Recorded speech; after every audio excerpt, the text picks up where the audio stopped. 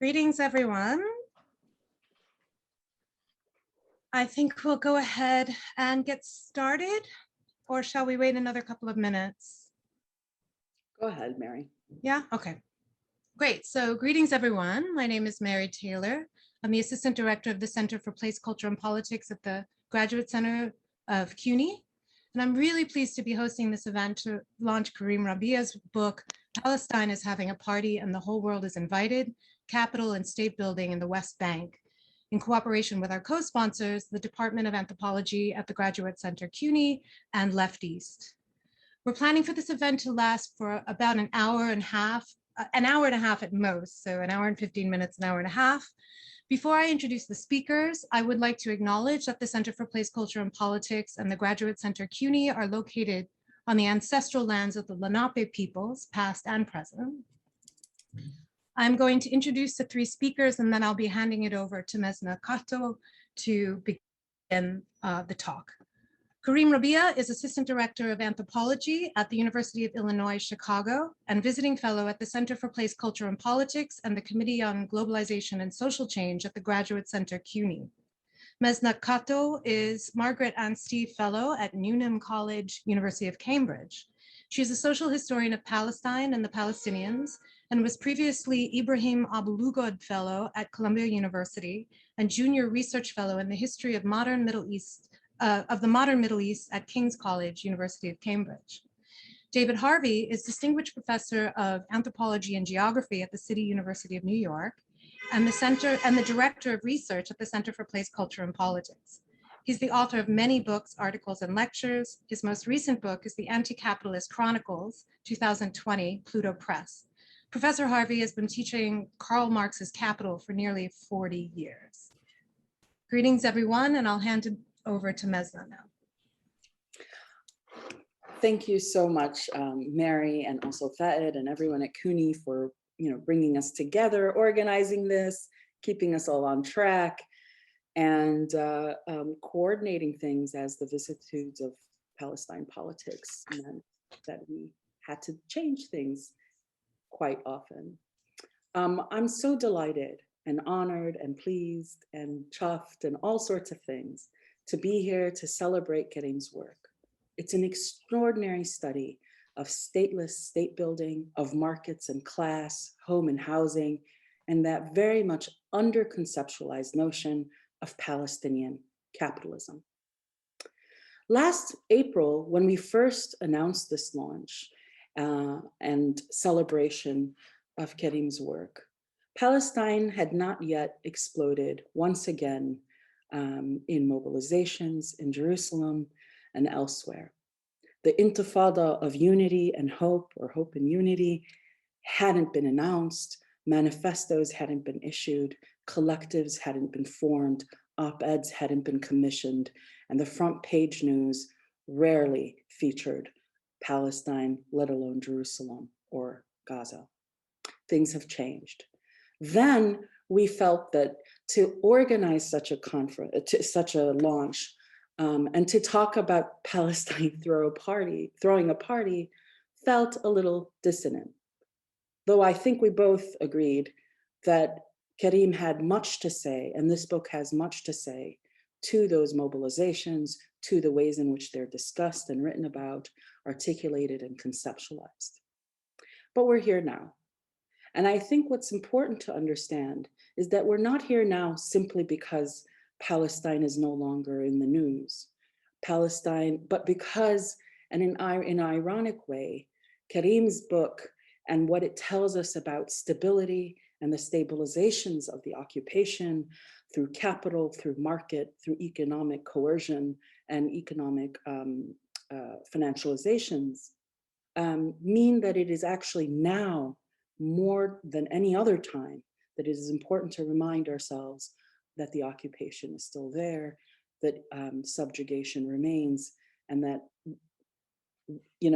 and despite Palestine no longer being in the news, Palestine remains the question.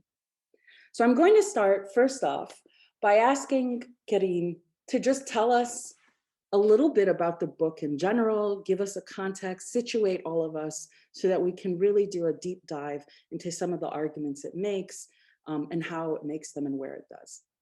So Kareem, what's up? Why did you decide? What party are we partying? Well, first of all, thank you to the center, to Mary, to Mezna, to David, who are all people that I have known for a long time and learned a whole lot from. I'm extremely grateful for this chance. There's also, this is really lovely. There's a lot of old friends on this. I mean, I can't see your faces, but I believe you're there. A lot of friends who are on this. So this is very nice for me. What was the question? What did I do? What's the party? I mean, I think that are we all really invited? Well, no, I don't think so, unfortunately, sorry to say. I think that what I was trying to do, when I started this project and when I started doing research in Palestine, I think me and you and a lot of people of sort of our age and our general kind of like generation of people in Palestine, we're really sort of seeing all these fragmented geographies, we're reading the wall, we're sort of influenced by all this kind of technophilic stuff about Palestine and about, I mean, state of exception was a huge thing at that time. And when I started doing research in Palestine, I was sort of in the back of my mind and became sort of more and more forward. I was really interested in like how this persists and how stabilization seems to be happening in the West Bank. And I went and I really wanted to actually originally do a project on all these NGO plans for truck-to-truck traffic. And I wanted to look at how, sort of how the markets are sort of, backed up against one another, but intertwined, and what it has to do with kind of the wider relationship of the West Bank and Palestine to Israel. And one of the things that I found was that, and that I write about, is that there's all this sort of energy and attention placed on Palestine. There's just like plans constantly being written, and they have their own sort of, they take on a life of their own, but don't really produce much. There's this whole sort of NGO thing, but they do kind of shape logical outcomes, shape priorities, shape practices in the sort of the way that the government works, the way that politics is sort of being understood there. I mean, I believe that's one of the arguments in the book. And when I was there, this massive housing development kind of pierced the public imaginary. They started putting up signs all along the road. And it started, I started thinking about that, and I started looking at that, looking at the signs, thinking about the signs that pointed to a construction site, thinking about the ads or the architectural renderings of this sort of like, future large bourgeois town. And I decided that was a good place for me to cite the study. That was a place where a lot of the things that I wanted to understand about, changing state priorities, about sort of the way that capital comes in and is fixed in Palestine, all those things became evident through this process, and the process part, right? The sort of the generative aspects of process and making in Palestine. And so I ended up beginning by studying these plans and then the eventual place for this huge new housing development for 40,000 Palestinians in the West Bank called Rawabi. But I sort of think about it as a place that I use to understand other things. Like I think that it's again a place where you can see a lot of changes happening and that sort of point to a future orientation in Palestine. And that was that was my goal there. And as for the party, I opened the book. The first page has this this letter from then Prime Minister Salam Fayyad introducing the Palestine Investors Conference. And so he's talking about the Investors Conference. He's saying, we are throwing a party and the whole world is invited. And I think that kind of, in an ironic, but I hope not snide way, I think points to the kinds of, rhetoric and practice and sort of ways that they want to bring capital into Palestine. And then, what shakes out on the other side is the sort of forms of stabilization, forms of exclusion, and so on. So those of us who are not invited to the party. Yeah. So I want to start with the letter. You start the book with the letter as the title and all of that sort of thing. And what, you're doing in terms of periodization. I apologize as a historian for this question, but I think it's important about how you're situating 2007 in your work as this moment of consolidation, right? You know, you have in Palestinian kind of study, you have, generally speaking, the Balfour Declaration, 17, 18, 19, that period, you have 36, 39, you have 48, 67, and then 1993. And you're giving us a kind of monumental moment by beginning with 2007 and this letter as inaugurating a new kind of vision, as it were, or consolidating vision for this new Palestine that is a Palestine that is in the West Bank. This is an extraordinary period for other things that you write about later on. This is the period when the West Bank breaks from Gaza politically, when you have Hamas taking over Gaza. Well, first you have the Israelis, you know, departing the settlements, but then sieging, placing Gaza under siege. Then you have the break. You have the failure of the 2007 elections, and you have this moment where the West Bank becomes a particular form of occupation that is, you know, sort of thought through via, you know, the experiences of Palestinians in diaspora, the Palestinians in Israel, the Palestinians in Gaza and elsewhere. So I was wondering if you can talk a little bit about that, like why, you know, what does that moment and that letter, but also the work that you're doing say about the West Bank after 2007? Historically, like in thinking about historically and geographically as well. I mean, truthfully, I think you got it. I think you covered it, Mezna. Thank you. You know, piercing the fourth wall here, Mezna and I had this conversation earlier in this week, and so I think I'm going to be kind of recycling some of what you said, Mezna. But the first answer is that honestly, I think that I could have done more in the book to sort of elaborate that and to make it a little bit more clear. I mean, I think that, you know, oftentimes Oslo is treated as this moment of rupture. There's a before and an after Oslo. And I think one of the reasons, maybe subconsciously, why I didn't do this periodization thing is because I wanted to sort of reach backwards and think about continuities and not spend a lot of time with those specific moments. I think for 2007 and beyond, I mean, yeah, 2005 was the pullout from Gaza. 2007 was the Fatah Hamas split. There was fighting, there was clashes. And then, you know, Fayyad comes on the scene, the then prime minister, shortly thereafter.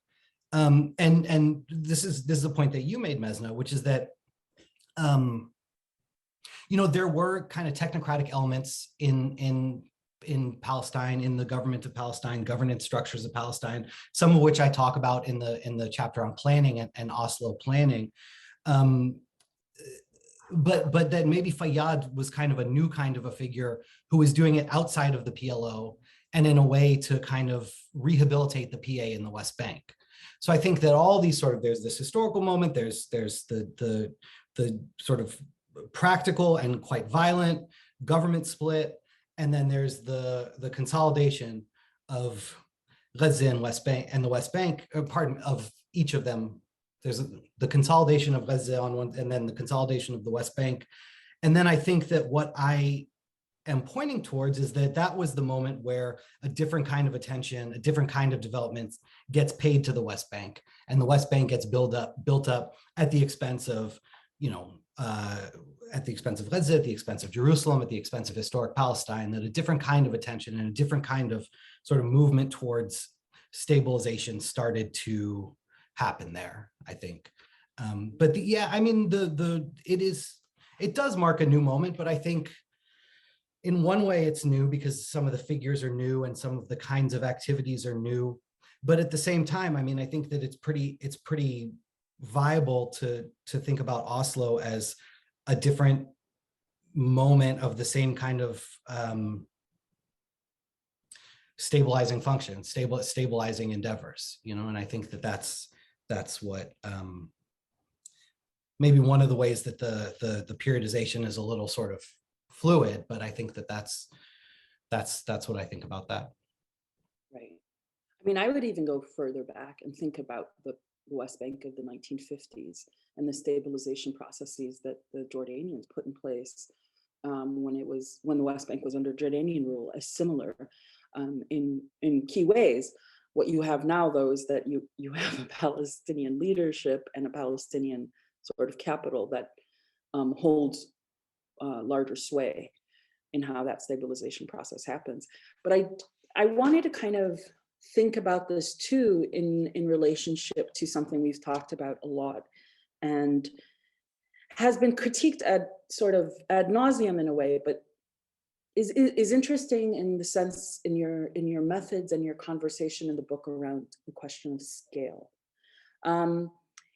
So one of the things that this is sort of pushing at and finding the contradictions in is this kind of critique of the studies of the West Bank as occupation studies, right?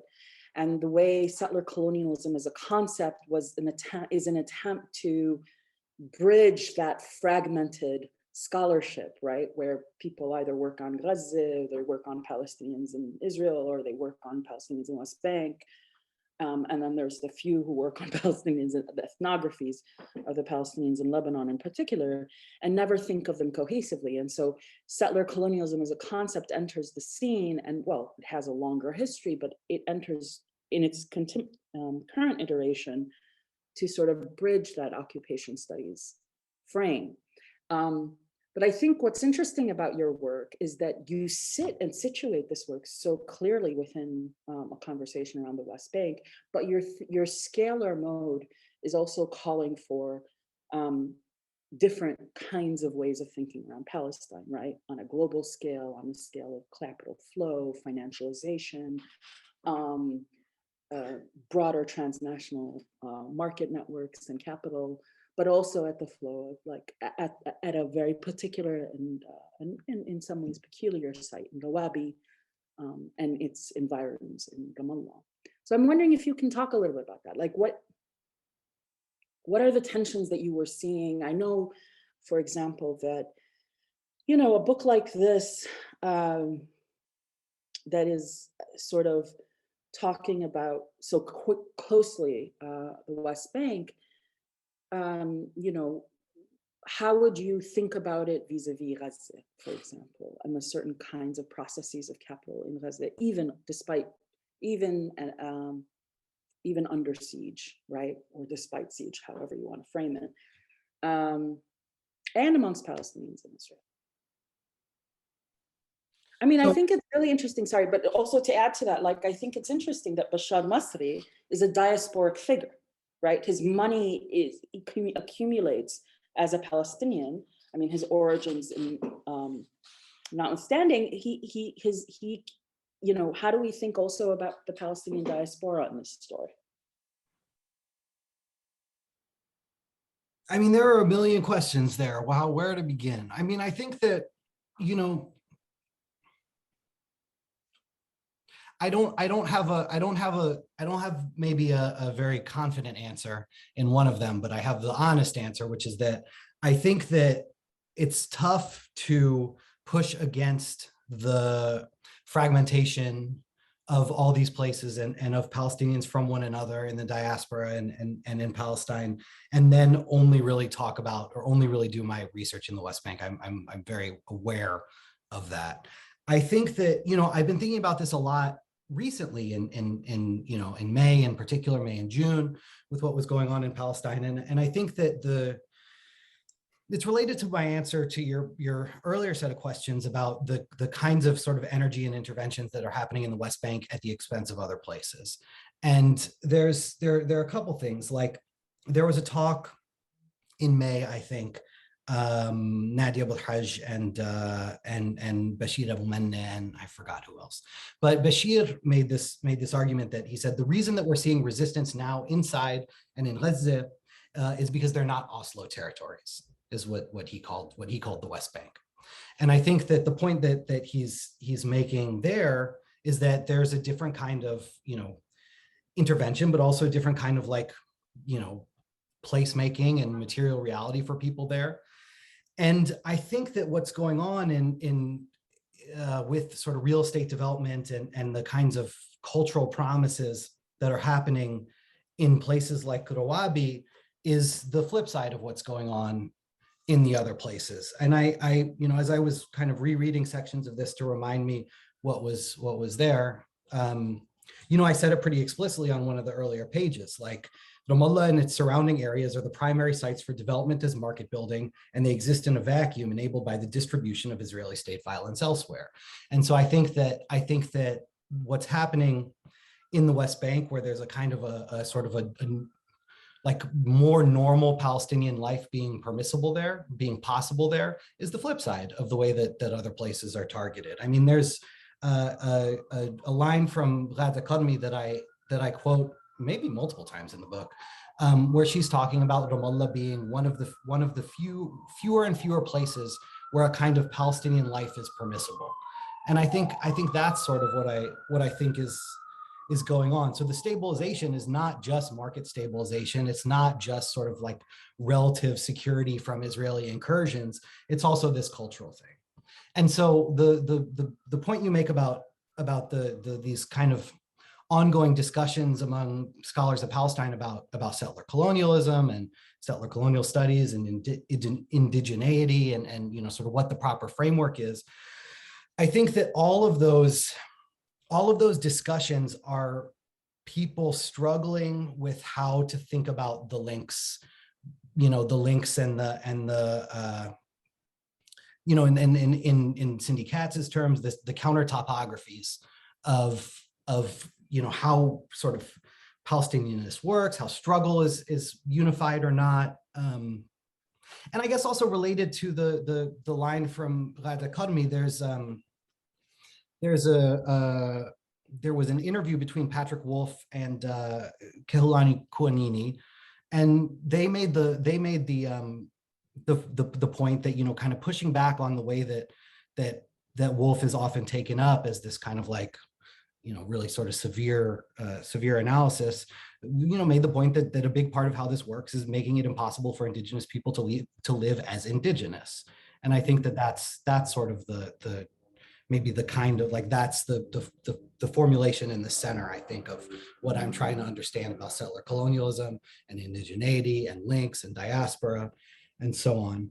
And I guess the last thing I want to say is, when I didn't realize until much later, like how much of this is just, Kareem's book about being a diaspora Palestinian. And I think that, I think that there's a lot of me kind of sorting out the kind of like the image and the promise and the reality of being there and the realities of moving around Palestine and different parts of Palestine. And, there's kind of ethnographic stuff, some of which makes me look pretty foolish. It was actually David read an earlier version of this, and I had these long footnotes with all this ethnographic stuff. And David was like, that's maybe more interesting than some of this other material. You should put that in. And so I think that that's also a reason why it's starting to feel that way. But I mean, I think it is a book about the sort of push and pull of all these different things. And I think that I do try to toggle between kind of the structural state stuff, the legal stuff, but then also the kind of culture building or place and culture building kind of aspects of these things. I hope. Actually, now that David has been name checked, David, did you want to kind of pipe in? Yeah. Okay. Well, I'm first off, I'm gonna show a copy of the book. Woohoo! They do this on MSNBC all the time. All these experts come on, and they always have copies of the books, and they always have themselves sort of set in front of their bookcases. And I've been looking in the bookcases of all the contributors to see if any of my books ever appear in their bookcases, and the answer is no, absolutely not. Anyway, look, this is a fantastic book, Kareem, and I really, really enjoyed it. I read it very thoroughly last May, and I picked it up again, and my short-term memory is such that I had a problem with figuring it. But let me tell you how I understood what you were doing. And you know, sometimes outsiders understand better what you're doing than you understand yourself. But you actually say something on this is page 206, which clarified everything for me. World Bank territory appears here in three overlapping and contrasting ways. First, it is the site of racial and ethnic definition and conflict. Settler colonialism is fundamentally the struggle by colonists to create a land physically devoid of its indigenous inhabitants, and by making it impossible to live as indigenous people. Second, it is the domain of at least two unequal states, one with imprecise borders and containing multiple forms of administration over different types of people in the same place. And third, it is a space produced by the interaction of capitalist and political imperatives, creating an open environment for investment, making land productive and profitable, and maintaining a Palestine subordinate to Israel. I mean, that really summarizes very much the tensions, it seems to me, that are at work. And your particular case study internalizes all of those forces. I think it would have been very tempting to sort of segregate those forces and say, okay, let's look at it from this standpoint and that standpoint. But you don't do that. And actually the text is a close interweaving of these three themes, which sometimes gives a certain density to the text, which means, you know, as a reader, you had to work a bit to see the threads, but the threads were there, and I think you pull them together in a rather magnificent way. I really, really enjoyed this very, very much. I'm not a historian of Palestine. I've only been there once, and I was so shocked driving through that landscape with all these ABCs and walls and tunnels and God knows what around. And I was saying to myself, how on earth could you ever construct any kind of political economy here that would be sustaining for the space, capitalist or otherwise? And of course, Palestinian access to their own agricultural resources has been completely destroyed by all of this. The result is that Palestine is now entirely dependent upon Israel for its food supply. And so you kind of say, what kind of autonomous economic activity could there be in this area? And lo and behold, here comes Rabie. You know, okay, we can't set up factories. We can't, you know, plant vineyards. We can't, you know, olive groves are lost and all that kind of thing. Okay, we build something. And I think it's fascinating, therefore, to see how capital then, which doesn't care a hoot about where it goes particularly, suddenly sees this as a place of possibility. And this is a founding contradiction. It's really very interesting. 2007, 2008, the whole world was in financial crisis. The financial crisis was based on, guess what? Real estate development and housing. And it's at that very moment that somebody comes along and says, we've got to have a real estate development and housing as a political economic thing. And you weren't the only ones doing that. I mean, I remember being in Lebanon around this time. And I was kind of saying, well, what does this big crisis going on in the world do for you? And people just basically said, look, we're so busy rebuilding from the, you know, Israeli bombings and things like that, that we have relatively full employment. We haven't been affected. And actually, the point here is that real estate activity is a way of absorbing surplus capital and surplus labor. And actually, guess who else was doing this? China. China went like crazy into a huge investment and just to give you, and China gets the whole world out of that crisis through this vast investment in infrastructures and real estate from 2007-8 onwards. Just give you simple data to it. 28% of global growth since 2008 has come from China. That's more than the total contribution of the United States, Europe, and Japan combined. And 28% of that 28% is in real estate development.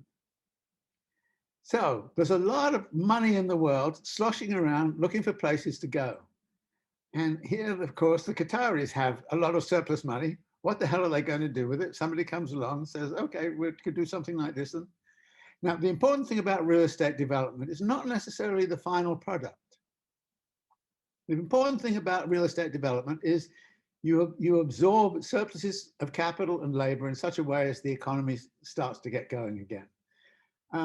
Go back to the Great Depression in the United States, and you get something like the Works Progress Administration, the WPA, which took surplus capital and labor and went off and built all kinds of things. Like here in New York, if I drive to Jones Beach, I end up on a highway where it says 1934, 5, something like that.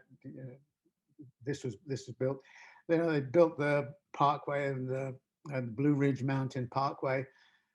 In other words, this is a way of delivering full employment of capital and labor around projects. So that at that time, 2007, 2008, you have a crisis coming out of the failure of that project in the United States, and you get the resolution of it globally through a vast real estate infrastructural development project, which embraces China and which embraces everything. So there's this sort of wonderful moment where what you're seeing on the ground there is a microcosm of that particular global force. Now that's me talking about the third component of what's going on. Now all of the other components, of course, are intermingled with this.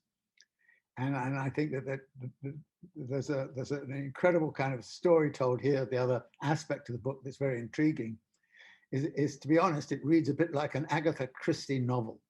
You're trying to find out who did what to whom, and it's very difficult to find out. And at some point you come across a person here who tells you about this, and you say, "Oh my God, yes, he told me." I mean, it is a fantastic piece of anthropological sleuthing, you know. And it's great to read for that reason, because you pin together all sorts of, which leads me to one question which you don't have to answer this moment, but the central character, Masri, right? You never talked to him, right? He escaped, he hid from you all the time. He knew what you were doing. He knew very, very well what you were about, and he hid from you. But you were surrounding him with all kinds of bits and pieces of information. And my question to you is, if you could sit down with him now, what is it that he could tell you that would be critical to your understanding? Because it seems to me you got a pretty good understanding without him. You didn't, in the end, need him. I mean, it might be nice to go sit down and have a chat with him, you know, that kind of thing, and you could enjoy it, I'm sure. But what, you know, it was a fantastic kind of sleuthing kind of thing. So I really enjoyed that. And after a bit, I was watching in the text as you found this, and then you found that, and then this came from some other completely surprising places, or you happen to be in somebody's room when they get a phone call from Tony Blair, and you know, things like that. You know, all of those sort of, you know, weird little coincidences that through which you manage to pin the whole thing together, and it becomes a fantastic story, partly because of the sleuthing. There are then some other things about it which I think I really like you to elaborate on. The chapter that blew me away was the last one, not the conclusion one, the next to last one. And you know, what you then talk about is this organization called Regavim, which is the Israeli sort of far right settler organization, and you talk about something called Yesh Din, and the point about this is that the Israeli settlers start to absolutely claim that their rights are being violated by the Palestinians. And they use a mirror image, if you like, of the Palestinian claims about how their rights are being violated by the Israelis. And this growth of Regavim and its insertion of this idea that somehow or other Israeli rights are being violated by Palestinian activities, and that would include, of course, Rawabi in that. This is a fantastic aspect. It reminds me of something because, you know, oh well, sorry, I'm going to mention Marx. I promised I wouldn't, but I will. In the chapter on the working day, Marx talks about the relation between capital and labor. And he says, you know, capital is within its rights to do what it does with labor in the way it does it. And labor is within this right, within their rights, saying, hey, you can't do that. That's my body you're raiding and destroying. And then Marx kind of says, both are equally right under the law of exchanges. And between equal rights, force decides. And it's a fantastic formulation. Actually, this is Marx taking on Hegel's theory of tragedy. Tragedy arises not because evil defeats good or, you know, or anything like that. It arises because between two equal rights, there is only one way to be decided, and the force will decide. And of course, in Capital, we know which force decides for the rest of the book. And in Israel, we know which force decides. But this is the tragedy, you know. This is the tragedy of the situation. But I thought that chapter was you know, really fascinating, and I thought it was so exciting to read that this was going on, and the kind of convoluted arguments by which Regevin manages to take everything that the settlers of all of those things which the Palestinians have claimed about their situation and sort of upped it into, well, that is being done to us. They turn themselves into victims, and victims with rights, and their rights are being violated by what the Palestinians are doing. And so, and then the question that lies behind this: how does the law adjudicate this? I mean, the idea of the law is that it can somehow or other adjudicate and come up with, quote, a right definition. But, you know, Marx's point, Hegel's point is that is the limit. You go beyond law. You are out of a regime where law can possibly decide, and it is only force that will decide. And by force, Marx doesn't mean necessarily revolution on the streets. It means political force, political power, and all the rest of it. But I love that chapter. I thought this was kind of just blew me away. I thought it was kind of an incredible contribution, because this is sort of, in a way, we are seeing echoes of that in the United States right now. I mean, the crazies around Trump are claiming their rights have been denied. And my right to have a street in which I can go and be confident that somebody doesn't, that everybody's vaccinated, that you know, it's and this is so this is a wonderful chapter. Anyway, those are the things I you might want to comment on any of them. The one last point I want to make is that the book sort of ends around 2018, right? So what has happened since? How's it been going since? How's the story unfolding? I mean, you're telling a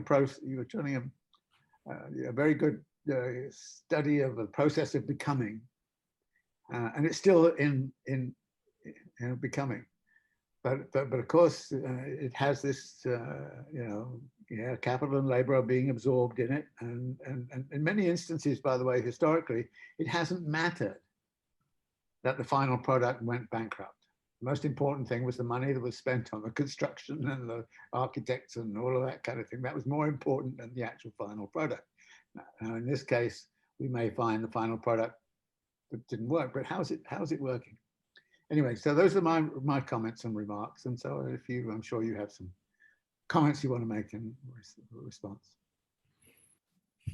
Well, thank you for all that, David. Thanks so much.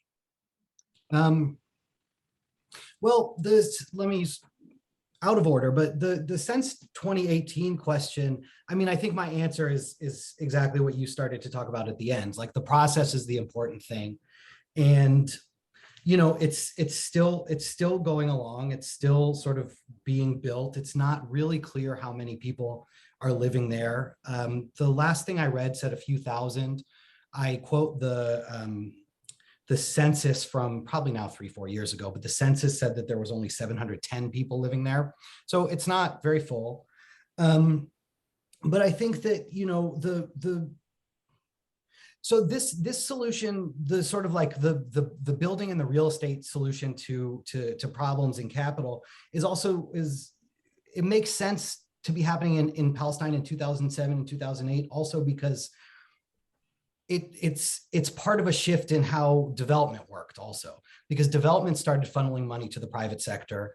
And then all of a sudden you have all these loan programs and you know, infrastructure projects, offsite infrastructure projects and things like that that are funded by, you know, USAID and OPIC and people like that. So I think what I tried to sort of understand and what I tried to show a little bit is how it's all kind of scaffolded by these other processes, by like the sort of like political attention being like political NGO, international peace kind of attention being paid to Palestine, transformed through market logics. So I think that you know, one of the questions that I was also really interested in is what happens if these projects fail, because I think Musty himself is pretty insulated. I think that the firms are pretty insulated. I don't know what happens with the people who took out mortgages. Like, I think that what would happen if this fails is that it would all fall to them. But I don't think the people who are building these things would really suffer all that much, especially if the majority of the funding is coming from the sovereign wealth fund of Qatar. What would I say to Musty? You know, so part of the reason that I sort of framed it the way that I did was also because I wanted to show, I mean, to myself, but also to readers, that there's a way to do ethnography that talks about phenomenon and structures that exist far beyond people. And so I think that what I was trying to do through that is to you know, sort of to put together the picture. And also, when you're talking to real estate developers or people like that, or NGO people, you get a lot of propaganda. You get a lot of the same language over and over again. And then what happens is it sort of started to seem to me that I could layer them on top of each other and find what this person is saying that's different from what this person is saying. And the things that are on the margins of it started to show me, I think, what was important to the people who shared the big center of the thing that they wanted a researcher to know, but had these other concerns. And so I really don't know what I would want to say to him. I mean, I think that like, I think actually you framed him in the you know, in the double sense of framing. Yeah, I mean, I mean, but the other thing is, like, you know, I think that he couldn't be bothered with some anthropologist in the States. You know, I think that he's, yeah, you know, yeah, I mean, there's definitely like some details or some things that felt really important when I was doing research that I would just love to know the answer to. Some of them showed up and some of them didn't. But I don't think I needed him to tell the bigger story that I wanted to tell, which also relates to your question and your very, very kind description of the chapter on Regavim, which is that, again, like, I worried that this was, let me start over. I wanted the Rawabi stuff to allow me to talk about these other things and these bigger phenomenon or sort of bigger relationships between the West Bank and Palestine and Israel. And the Yesh Din and Regavim chapter was, you know, it started because my good friend and colleague, Nicola Perugini, who has also written about Regavim, he writes about human rights and law. He wrote a really good book, 2 books with Neve Gordon. Nicola and I were talking, and we both kind of came across Regavim separately for different reasons. Now, he was working on a research project with decolonizing architecture, and they were protesting a building that they were researching that sort of sat on the line, if I remember correctly, between A and B or B or C. And I found it because actually through a Google alert, because they started to fight against Rawabi and start to make all these claims about what it's doing. And and I became very interested in all this sort of the weird transformations of logic and sense that they were performing as they called Palestinian settlers, as they called Palestinian building outposts, as they sort of claimed victimhood, but based on their idea that they had, sort of like absolute right and righteousness to be in the land alone. And it started to, it got me thinking about, what is actually the kind of legal and territorial relationship between the West Bank and Israel. And I think sort of implicitly there's a kind of a critique of liberal legalism, which is saying like, actually this is what the liberal law does, I mean, I had forgotten about the Marx part, but yeah, between equal rights, force decides, and it's the law. That's the law. That's how it works. And I think I was trying to say something like, what they're doing is not, I probably did say this somewhere, what they're doing is not like a sort of a perversion of legal activity or sort of like liberal logics. It's just, it's what it does. It's how it sort of excludes, and it's how it grants sort of power, whether it's legally or whether it's in terms of prerogative or what have you. And so, that was why I tried to sort of build out into a big picture in those last two chapters, which focus on settlers and settlements. And and so Dror Eckes, who runs Yesh Din, was incredibly helpful. He gave me some legal cases. I petitioned actually the Israeli court to get the Rawabi Regavim cases, and got them translated because I don't read Hebrew. And yeah, that was what I was trying to do with that section. And again, sort of trying to tell a different kind of a story where alongside the sort of very visible violence of settlement, we have this kind of this quiet legal and logical takeover. Yeah.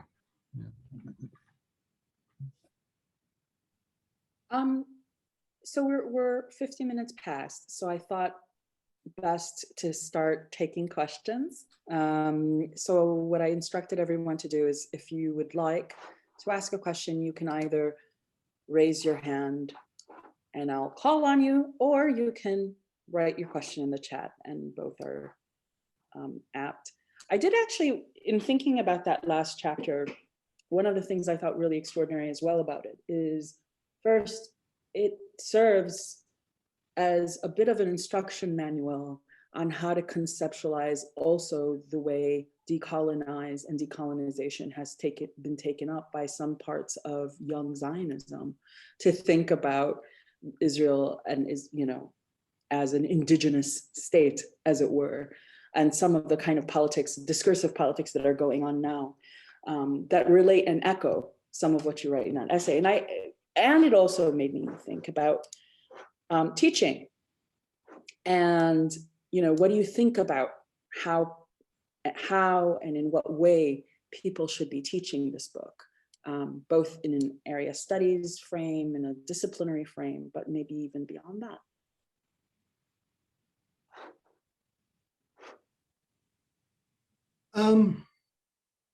How do people, I think that how people read it is going to differ. I mean, obviously, based on who's reading it. And I think that I hope that there are multiple ways that it can be read and taught. I think that the sort of political claims that I want to make for Palestinians are, different from the kinds of things that I hope that ethnographers get out of it, and so on. I think that, yeah, I hope that it can be taught, not just in Middle East studies or Palestine studies, but about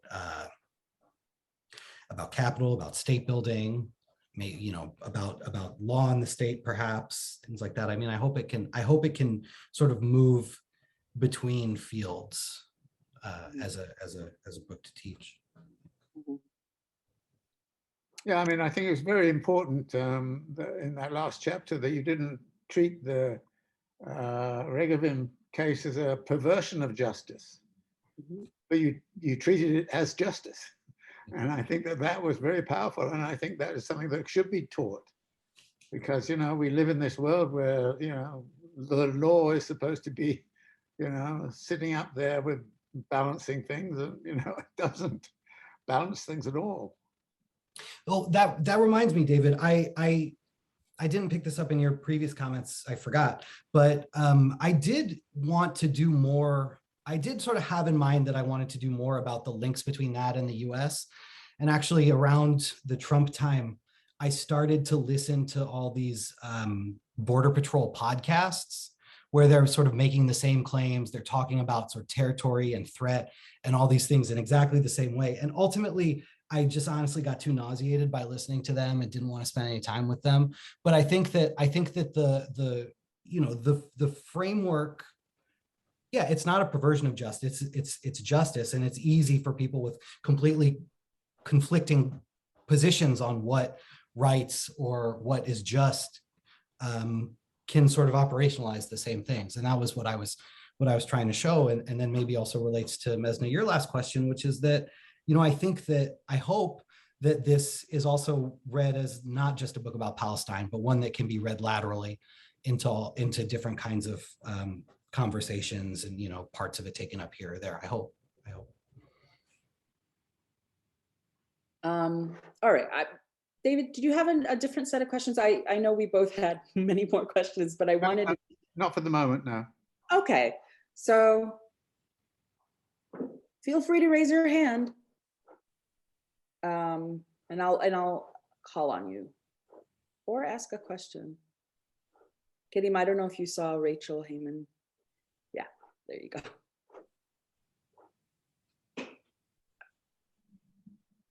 No question. I'd love to know how that goes, Rachel, but maybe not now. But yeah, no questions. Or is it? Am I like allowing you guys to be able to? I'm seeing Annie Spencer physically raise her hand. Oh, okay. Hi, Annie? sorry, this long into Zoom life, and I couldn't figure out how to raise my hand. Anyway, Kareem, nice to see you, and nice to see so many familiar faces. Thank you for this work, and congratulations. I have a question about the financialization of all of this. I haven't read the book yet, I'm giving myself away, but I'm thinking, of course, about this present moment we're in, where the whole financial infrastructure is sort of doing this second verse, same as the first, overdevelopment of housing in ginormous debt bubble thing. And I'm thinking about what David said about, of course, I'm thinking about Evergrande, or as I call it, Evergrande. And I'm thinking about what David said about how it doesn't matter that the developments might have failed. What really matters is the money spent in the making of them. And what I'm wondering is if there's a useful distinction about the money spent in the making of them and the debts issued, which then perhaps in the Ramallah case are securitized. And if the final product isn't perhaps the securitized debt and the, you know, present day perception of a continual flow of compound interest. Anyway, thanks. Can I just add to that? Perhaps, Kareem, you might want to talk a little bit about the whole kind of problem of mortgage finance and how that got in and didn't get in, and all of that sort of aspect to the story, because that is also an interesting subtext in the book. sure. Well, Annie, I'll email you later. I don't know if there's a useful distinction between debt and investment. I mean, I guess I have to think about it. I mean, I think that it's much easier for me to talk about it in terms of the political process that is generating around these kinds of investments. I mean, we see, you know, there's pandemic, most people aren't moving around. A lot of people can't afford to live in this thing, but it's still happening. And I think that points to, again, the importance of the process and how it's backed by people who are not really on the hook in the same way that, you know, I don't know, more ordinary investors might be. You know, and I think that this is something that David has talked about, the you know, trends towards fixed capital that's disaggregated from production and social reproduction, and sort of that it is fixed capital that is nevertheless sort of generating its own prime. But so I think that, like, what David just mentioned, the mortgage finance. So one of the things that I trace out in this text is how the land regime is changing in Palestine. I think this is what you're referring to. The land regime is changing in Palestine through big projects like this. So typically, there are sort of multiple sort of potential legal frameworks for land holding, and banks historically have not really wanted to do mortgage financing or long-term financing because land couldn't be used as collateral because it was unclear. The title was unclear. A lot of land had clear titles. A lot of sort of family members could have competing claims on a piece of land, and so on. And then Palestinians also were historically not extremely interested in taking on 20 or 30-year loans for the reason that Palestine is pretty unstable, that their lives are unstable, that the sort of occupation could bear down at any moment. So what happened through this process, through the immense scale of this housing development, is that they managed to sometimes secretly and openly buy up a lot of different plots of land in the place where they want to build. They bought a patchwork of plots, and then the PA stepped in and did eminent domain for them on the largest scale that it's ever been done. The PA stepped in and gave them clear title over a huge swath of land, and then managed the process of paying people out or not. And so what happened was, not only did they get actual ownership over a big plot of land where they want to build, they got sort of legal authority over a huge planning unit, much beyond the site itself. And so all of a sudden you have kind of ownership and I don't know what you call it, I guess, like planning stability on a piece of land much bigger than people are accustomed to. And what happens is then that land can be used for collateral, and that sort of jumpstarts the loan process, the mortgage financing process. At the same time, there were big programs, USAID programs, OPIC programs to back mortgage loans for Palestinians. One of the things that's interesting about it, and that's related to this question of what happens if this thing fails, is that it's not entirely clear what happened with a lot of those mortgage processes. It's actually Todd Adadi, who's here right now, who gave me some of the reports, the government accounting office reports, suggesting that maybe none of this money was dispersed, which I think also maybe relates to your question, Andy, which is that there's this process happening that has political and territorial outcomes beyond and maybe sometimes instead of the kind of financial calculations. Does that make sense? I'm sort of... Very much does. Kareem, Sreemati, are you here still? Would you like to ask your question? One else before me, but yes, if Yasmin didn't have one, that was my mistake. Go ahead. Okay. Hi, Kareem, and hi, Mezna. And I just wanted to start by saying it's so incredibly moving to just be here and to see all of you. And I haven't read the book yet. I have ordered it, and I can't wait to read it and to underline, I'm sure, every single sentence, and to also teach it, but also have a lot of my interlocutors who are not academics, who are Palestinians, who are, for lack of a better word, technocrats, also read it. And I hope, and I think they would welcome that. And I don't want to speak for any of those people, and I wouldn't dare to, because it's not my place. But if I could just say, I think what some of those people would say is that, but what is to be done? Can you offer us an alternative model?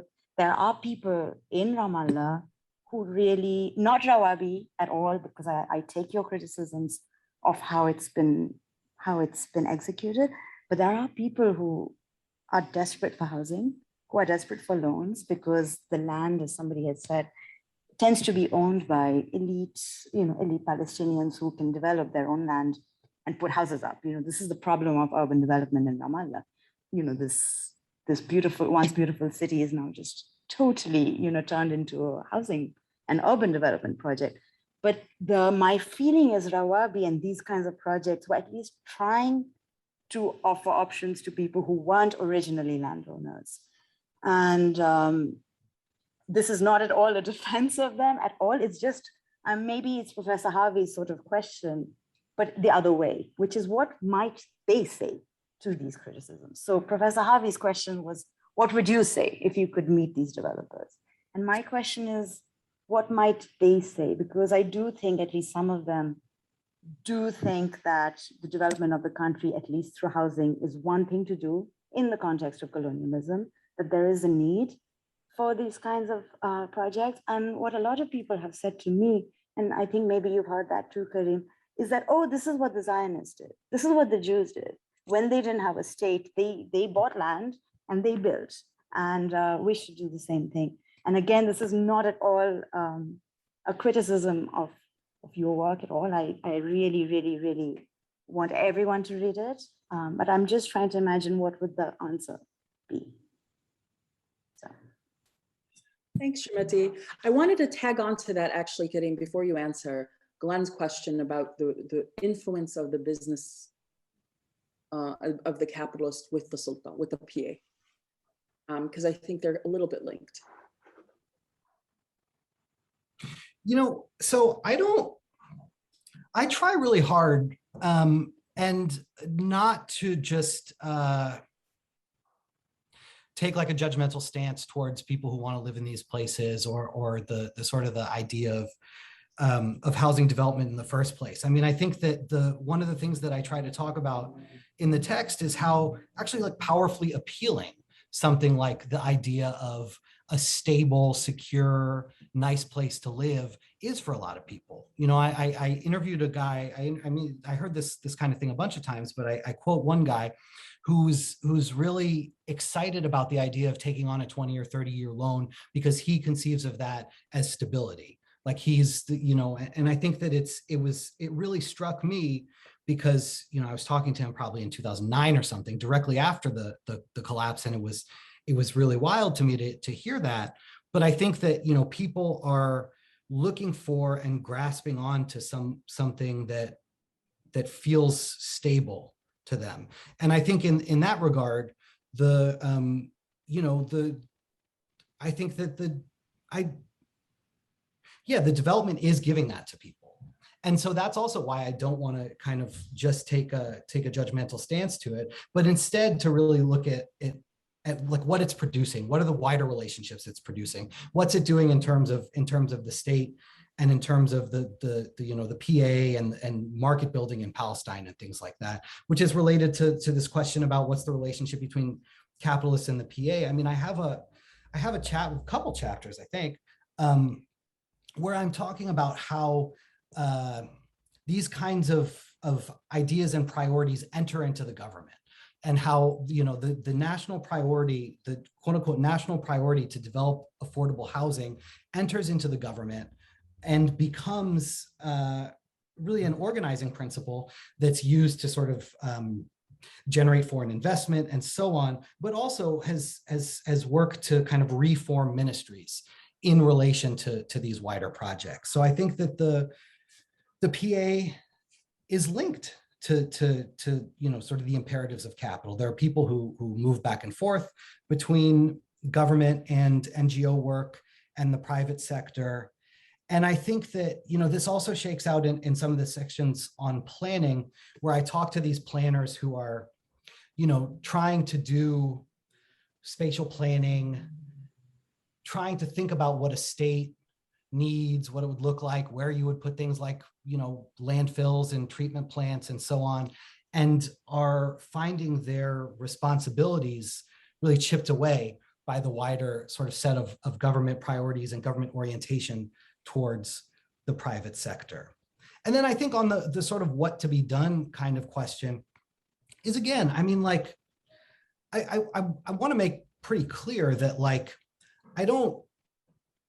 I'm not really trying to be prescriptive here. I mean, I think that what is to be done comes from, you know, movement leaders and people who are there, not me, you know. And I think that what I want to do, and what I think I hope I've achieved, is to kind of like broaden some of the questions, you know, but what is to be done comes from people who have I think a different kind of engagement than I do. I don't want to, I want to be clear about that, right? Like, I mean, I hope that my work is engaged with movements for Palestinian liberation, you know, and I don't, I'm not going to tell it what to do. You know? Mazen, are you here? Mazen Laban? Can you, yeah, go ahead. Mazen, you're muted. Hi, I'm so sorry. I rarely use Zoom, so I'm still a little bit of naive when it comes to Zoom. I think Yasmin was in line before me for the questions. No, she wasn't. It was a mistake. So. Okay.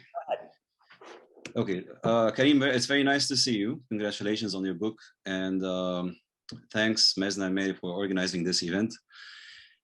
It's very difficult to ask a meaningful question not having read the book, but I'm going to try to venture something that is not too general, to at least have some kind of meaningful relationship to the work that you have done. I've read your piece in the New Left Review a while ago, so I suppose this is part of the project. So I have a bit of a general idea about what the content of the book. But my question, which is more of a like question / comment, concerns a brief comment you made at the beginning about studying a place to understand broader processes that take place beyond it. And I find it very difficult not to think of Palestine as a very particular place where the destruction of houses and buildings is a form of legal punishment. Not to mention the destruction of fields, trees, agricultural activities, and so on and so forth. And it was quite eerie last summer to see images from the latest attack on Gaza, almost coinciding with images of the building that fell down in Surfside, Florida. We saw images of whole buildings in Gaza falling down because of bombardment. And then, of course, the building that fell down in Surfside, Florida. These are very different contexts, and they're almost like opposite cases. Given the recent discussion about what to do with the site of the building that went down in Florida, whether to turn it into a memorial or open it to investment in another building. There's millions to be made because it's of course beachside property in Florida, and so on and so forth. And but I want to think about the notion of building itself as a form of resistance and as a kind of a metaphor or something symbolic of persistence. You know, of course, there's nothing more immobile than investment in the built environment, as David has shown us on many occasions. But not just immobility of capital, but also immobility of living. You know, when you invest and build and rebuild in the same place, and people do it. I remember Lebanon in 2006, after the latest Israeli bombardment of the south. People build and keep building in the same place that is always vulnerable to another attack. But building becomes a kind of not only a necessary process for living, you know, people have to build places where they have to live, but also a kind of, at least discursively, a kind of a challenge to occupation. It's kind of a resistance, kind of underlying the fact that we are going to stay here, and we're going to stay here for long enough to occupy the buildings we're building. So I was wondering if anything similar to that discourse, how does it square with the notion of, you know, inviting international or transnational capital investment as a kind of a mode of normalization? You know, the stupid Trump-Kushner plan to open Palestine to foreign capital investment as a way to bring about peace is one latest iteration of this, but it exists. Like, you know, like once you connect, or once you enroll a place in the circuits of international capital, somehow it becomes normal, or it joins a kind of a normalized space. And we all know that this is, of course, sorry, it's quite windy in New Jersey. This is not the case.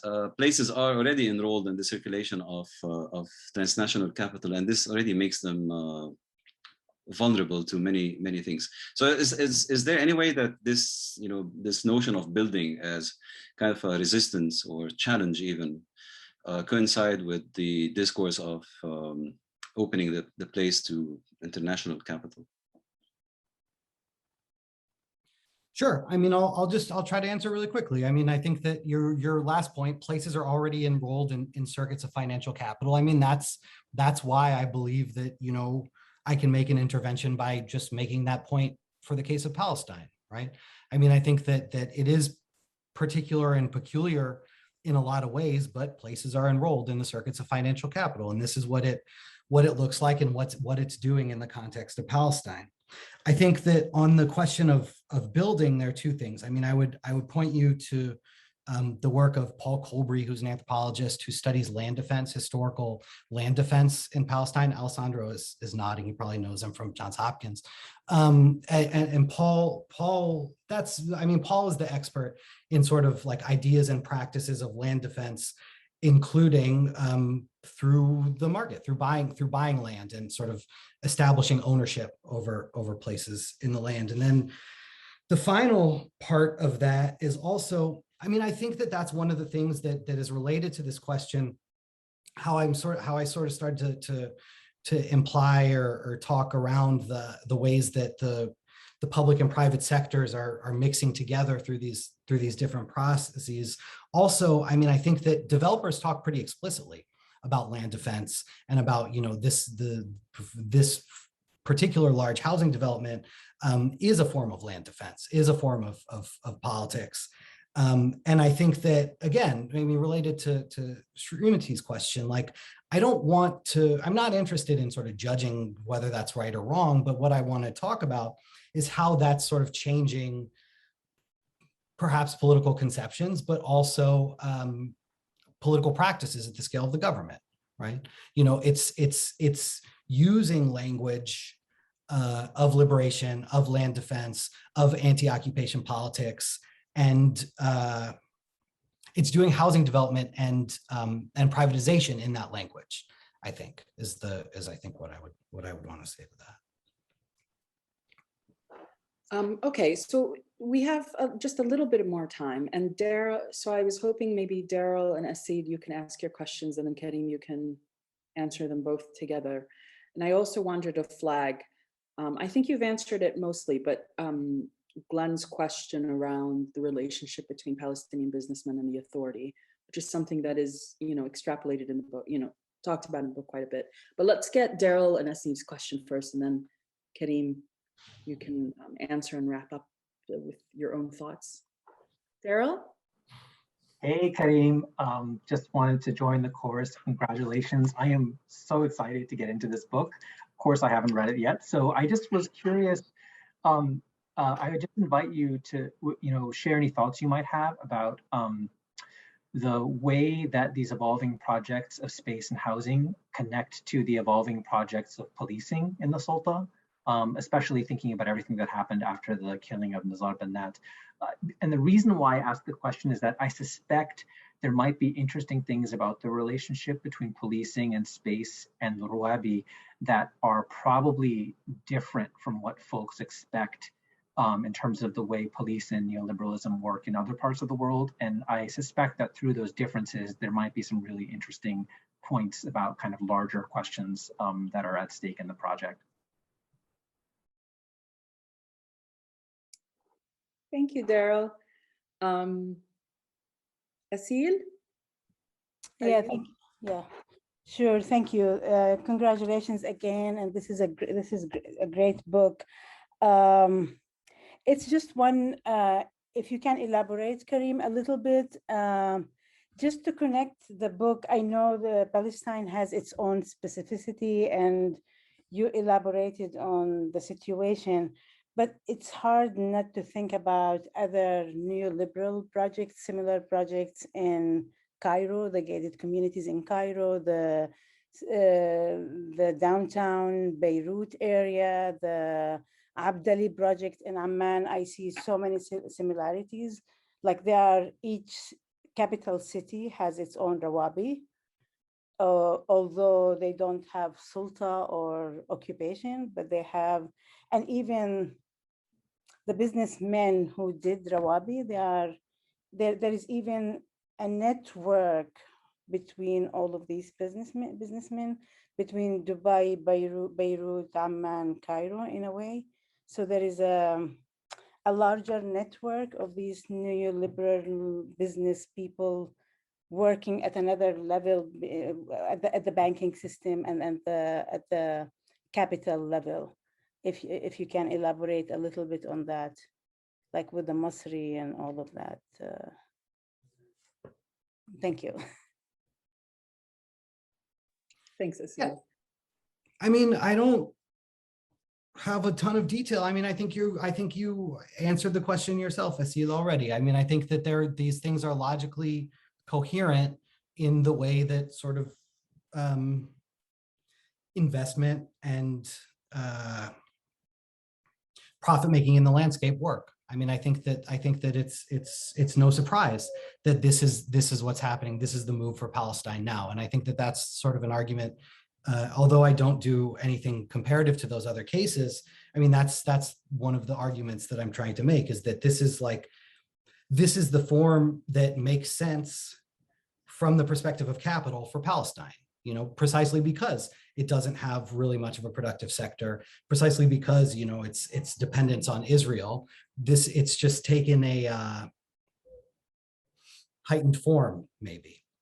And then Daryl, you know, I haven't really thought a ton about changes in policing. I mean, I think the way I would start to answer the question is that there is this idea that it is, I mean, culturally, but also like practically speaking, kind of different from Palestine, kind of separate from Palestine. So the ways that policing came into my ethnography were this strange kind of like social policing that developers started to do.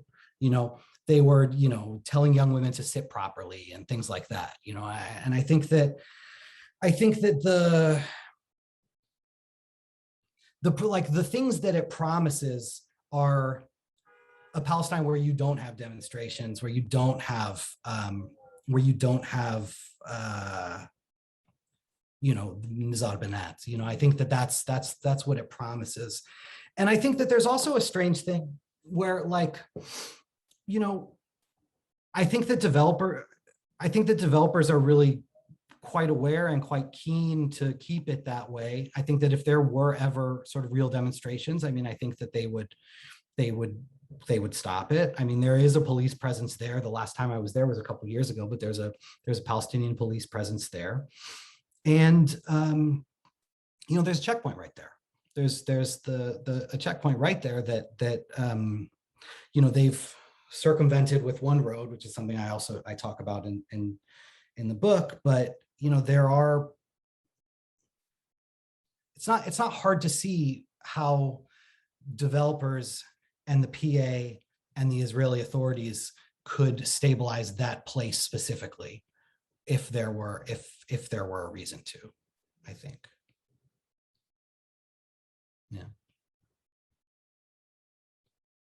Is that everything? No, you didn't answer Glenn's question around the relationship between the Sulta and the. Promise, I'm trying to. I think that that's like my answer to that question is about the people going back, people toggling back and forth, and then the ways that the sort of priorities are changing through capital investment, through the sort of like logics of development and private development getting mixed together. I mean, I think that they are in concert, right? And I think that one of the things that I wanted to avoid but didn't do a very good job of is not just talking about the sort of specific capitalists themselves, but to talk about sort of the way that the markets and market-based governance and all these things are getting mixed up through these big projects. So I mean, that's my answer to the question. I hope that's enough for you, Mezna. It is for now. All right, well, I think we're going to have to wrap it up for now. Thank you so much, Kareem. Thank you, David and Mary. Mary, did you have anything you else wanted to say? I put the link to buy the book. Buy it directly from a publisher or your local local bookshop. Request it at your libraries and other kind of community and public institutions that like to read.